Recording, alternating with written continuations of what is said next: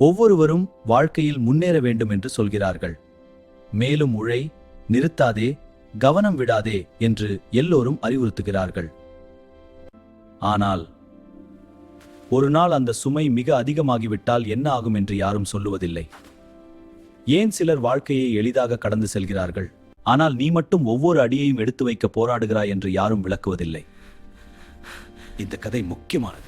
ஏனெனில் நம்மில் பலர் தேவையில்லாத சுமைகளை சுமந்து கொண்டிருக்கிறோம். அந்த சுமைகள் நம்மை மெதுவாக்குகின்றன, நம்முடைய சக்தியை சுரண்டுகின்றன, சின்ன விஷயங்களையே பெரிய சவாலாக மாற்றுகின்றன. நாம் நினைக்கிறோம், இந்த சுமைதான் நான் பொறுப்புள்ளவன் என்பதற்கான அடையாளம், இந்த சுமைதான் நான் வலிமையானவன் என்பதற்கான சான்று. ஆனால் உண்மையான வலிமை எப்போது அந்த சுமையை விட்டுவிட வேண்டும் என்று தெரிந்திருப்பதுதான். ஒரு சிறிய கிராமத்தின் அருகே வயலில் வேலை செய்தான் ஒரு இளைஞன். அவனுடைய பெயர் டேவிட். ஒவ்வொரு காலையும் சூரியன் உதிக்கும் முன் அவன் 2 மைல் நடந்து வயலுக்கு செல்வான். மாலையில் வேலை முடிந்ததும் அதே 2 மைல் திரும்பி நடந்து வீட்டிற்கு வருவான். டேவிட் மிகவும் வலிமையானவன். அவன் தனது உழைப்பில் பெருமை கொண்டவன். ஆனால் சில நாட்களாக ஏதோ மாறியிருந்தது. முன்பு எளிதாக இருந்த அந்த நடைப்பயணம் இப்போது அவனை சோர்வடைய செய்தது. முதுகு வலி, கால்கள் நடுங்குதல். மற்ற வேலைக்காரர்கள் அவனை முந்தி சென்றார்கள். வேலைகளையும் அவனை விட விரைவாக முடித்தார்கள். அவன் இன்னும் அதிகமாக உழைக்க ஆரம்பித்தான். முன்னதாக எழுந்தான், அதிக நேரம் வேலை செய்தான். ஆனால் அவன் இன்னும் பின்தங்கிக் கொண்டே இருந்தான். ஒரு மாலை ஒரு வயதான விவசாயி சாமுவேல் அவனுடன் நடந்து வந்தார். நீ மிகவும் சோர்வாக இருக்கிறாய். எனக்கு புரியல.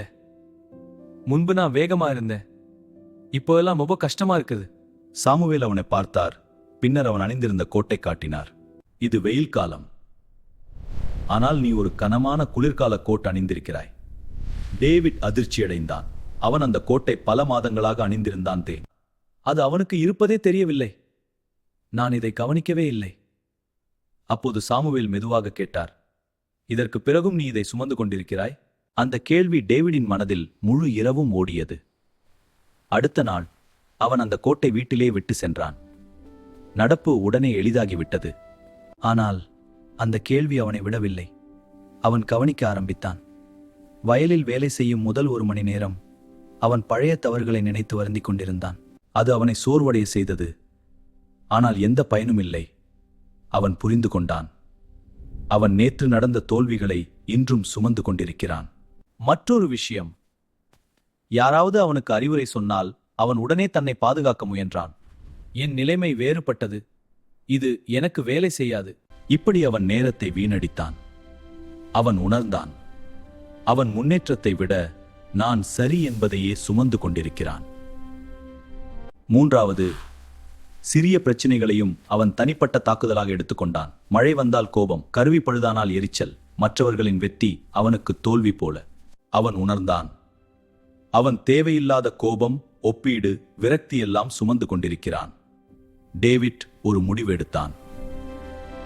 ஒவ்வொரு காலையும் ஒரு தேவையில்லாத சுமையை தேர்ந்தெடுத்து அதை அந்த நாளுக்கு மட்டும் விட்டுவிட முயற்சித்தான். முதல் நாள் நேற்றைய தவறுகளை விட்டுவிட்டான். 2ஆம் நாள் தன்னை நிரூபிக்க வேண்டிய தேவையை விட்டுவிட்டான். 3ஆம் நாள் தன் கட்டுப்பாட்டில் இல்லாத விஷயங்களுக்கான கோபத்தை விட்டுவிட்டான். வாரங்கள் கடந்து போனது. வேலை அதேதான், நடப்பு அதேதான். அவன் அனுபவம் முழுவதும் மாறிவிட்டது. அவன் இப்போது லேசாக இருந்தான். சாமுவேல் அவனை பார்த்து சொன்னார், நீ இப்போது வேற மாதிரி நடக்கிறாய். டேவிட் சிரித்தான். நான் சுமையை குறைத்து விட்டேன். பலர் இதை ஒருபோதும் கற்றுக்கொள்ள மாட்டார்கள். ஒவ்வொரு ஆண்டும் அவர்கள் சுமையை சேர்த்து கொண்டே இருப்பார்கள். ஒரு குறை, ஒரு வருத்தம், ஒரு பழைய கதை, இப்படி சேர்த்து சேர்த்து ஒரு நாள் அவர்கள் நடக்க முடியாத அளவுக்கு சோர்ந்து போவார்கள். இந்த கதையின் உண்மை என்ன தெரியுமா? நாம் சோர்வாக இருப்பதற்கு காரணம் நாம் செய்யும் வேலை அல்ல, நாம் சுமந்து கொண்டிருப்பதுதான். இன்று உன்னிடம் ஒரு கேள்வி. நீ தேவையில்லாமல் என்ன சுமந்து கொண்டிருக்கிறாய்? எந்த நினைவுகள் உன்னை சோர்வடையச் செய்கின்றன? எந்த பயம் உன்னை தடுத்து நிறுத்துகிறது? உண்மையான சுதந்திரம், வாழ்க்கையை மாற்றும் சக்தி எப்போதும் வெளியிலிருந்து வராது, அது உன் உள்ளேதான் இருக்கிறது. நீ என்ன சுமக்கிறாய் என்று தேர்வு செய்யும் சக்தி. ஒரு எளிய பழக்கம்: ஒவ்வொரு காலையும் ஒரு சுமையை தேர்ந்தெடு. அதை அந்த நாளுக்கு மட்டும் விடு. மனம் அதை மீண்டும் எடுத்தால் மெதுவாக மீண்டும் விட்டுவிடு.